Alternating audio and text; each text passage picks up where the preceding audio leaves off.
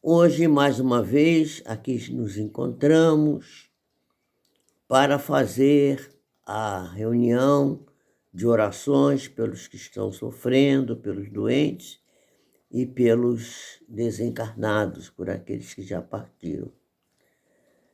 E nós vamos fazer hoje um estudo diferente, no qual nós vamos apresentar um texto da nossa benfeitora Joana de Ângeles, que pelo lápis abençoado de Divaldo Pereira Franco, nos trouxe uma página chamada Porta de Acesso à Vida.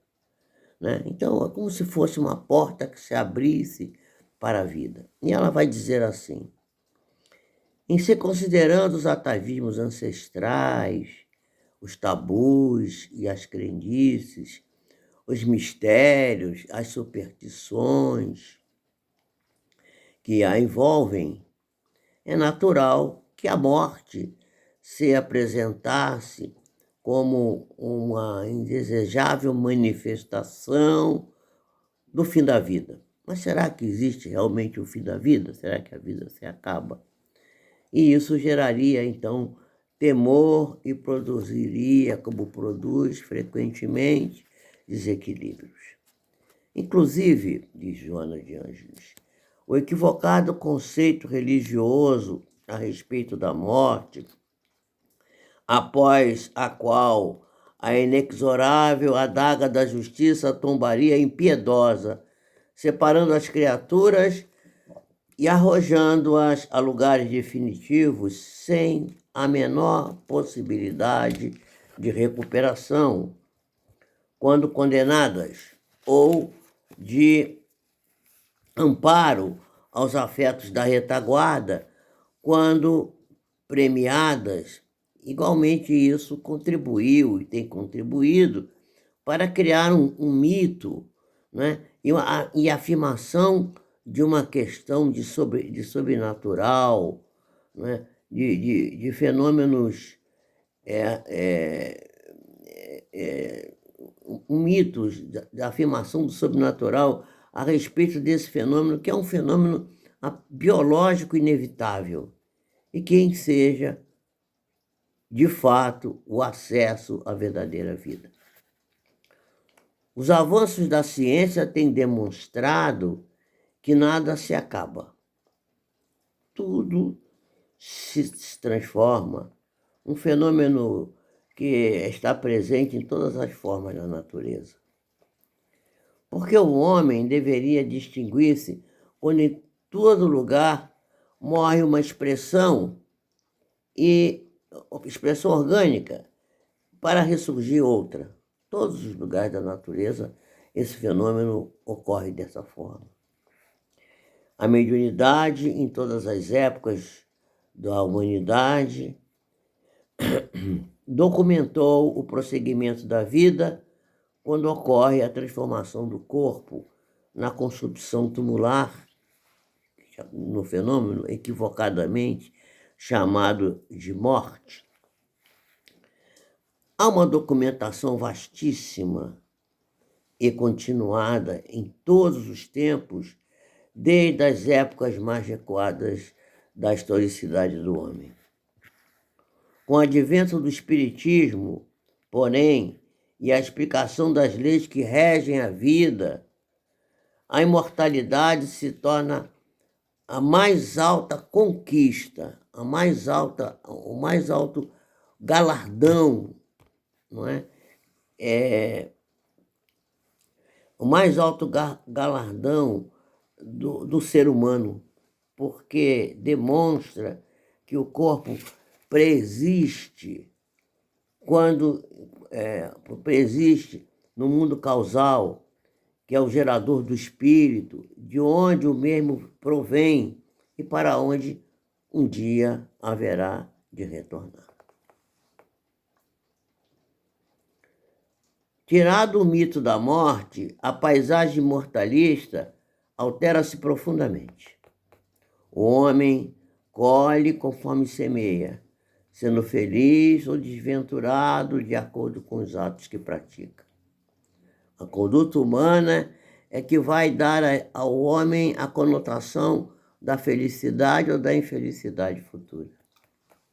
Seja, porém, qual for a situação em que o ser espiritual estagie, não importa. Como decorrência das próprias ações, a presença do amor em toda a parte constitui a mais confortadora demonstração de paternidade de Deus, ensejando reparação dos erros e o crescimento para a felicidade. Portanto, consideremos a morte como um fenômeno natural da própria vida, porque morrer bem é o resultado de viver bem.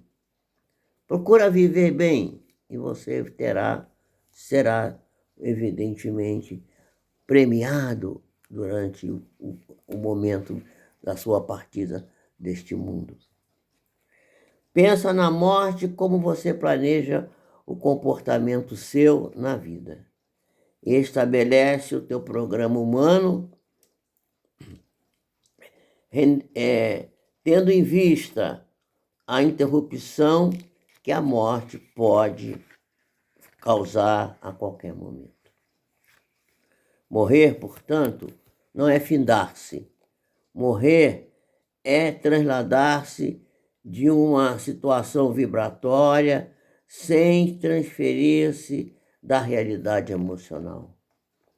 Todavia, se alguém querido da tua amizade, dos teus amores, antecipou-te na viagem de acesso à vida plena, agradece pela libertação dele.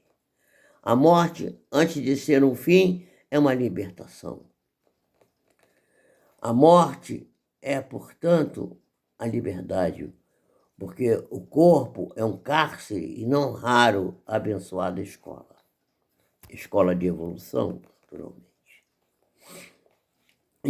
Indispensável, portanto, é viver de tal forma que a morte transforme-se em conquista de paz. Assim, procura recordar os teus amores que desencarnaram anteriormente com ternura e festa no teu coração. Não te amargures pelo que poderias ter feito e não fizestes, pelo que gostaria de haver-lhes doado e não tivestes oportunidade. Ama-os com enternecimento, recordando-os com carinho, certos de que eles te ouvem, te veem e participam das tuas alegrias e das tuas dores. E se, de fato, tu o amas, não lhes envies mensagens deprimentes, fazendo tudo para que te saibam ditoso, alegre e feliz, a fim de poderem avançar, né? E poderem aguardar-te em paz, reatando então os liames que momentaneamente foram interrompidos, mas que não foram absolutamente destruídos. Oremos por eles e recordemo-los na ação do bem a que nós próprios deveremos nos dedicar.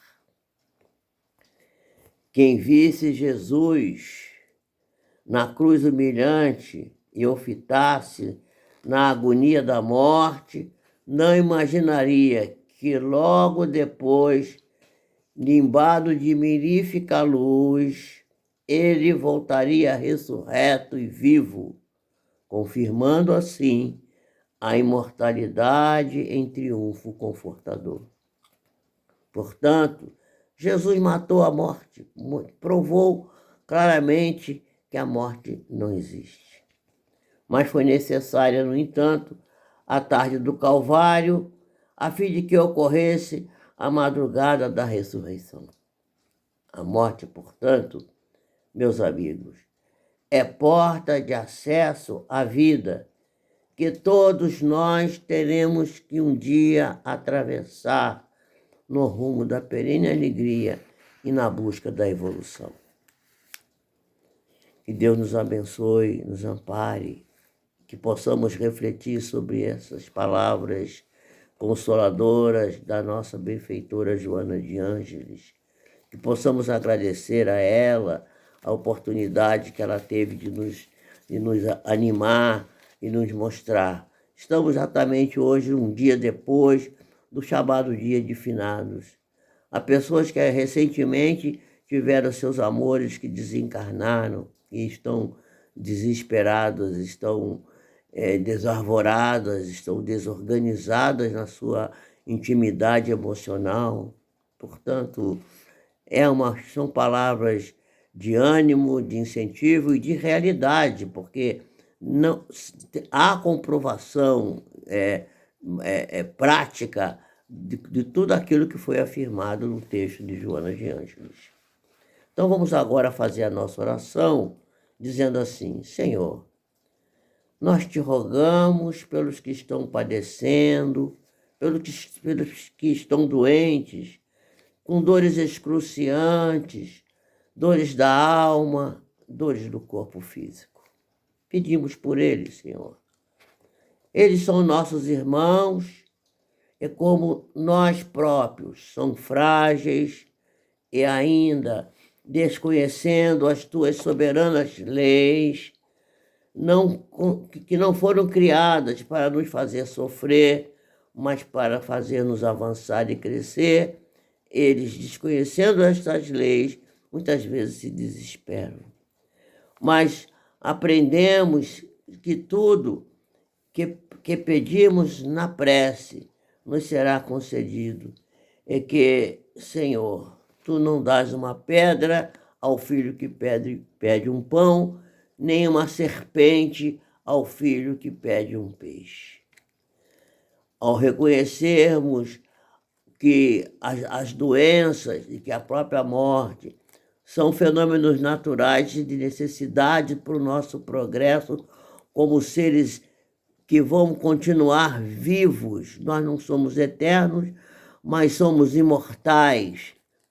Ninguém vai morrer. Deus não nos criou para nos matar. E, portanto, pedimos ao Senhor que cada um seja aliviado do seu sofrimento, da dor que traz em si, e que possa entender que a dor é apenas um chamamento de atenção para que possamos modificar a nossa conduta diante da vida, a nossa compreensão, o nosso entendimento, desenvolver o nosso sentimento de fraternidade, aplacarmos o nosso egoísmo e retirarmos da nossa vida o apego às pessoas e às coisas. E que se aprenda, então, a tirar das dificuldades, da morte, da perda dos entes queridos, da doença, um ensinamento que possa ser adequado a cada um de nós às nossas necessidades. Pedimos também, Senhor, pelos que, tendo partido e que partiram antes de nós para a grande viagem, que eles estejam agora no mundo espiritual e que possam ser iluminados, possa se acender uma luz no caminho deles.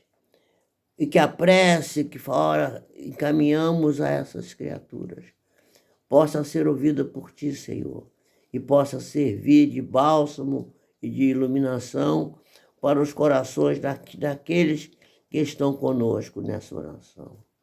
Que eles possam se libertar das prisões que possivelmente criaram e que ainda possam estar carregando no seu íntimo, e que a luz da verdade possa encher as suas almas, o seu coração.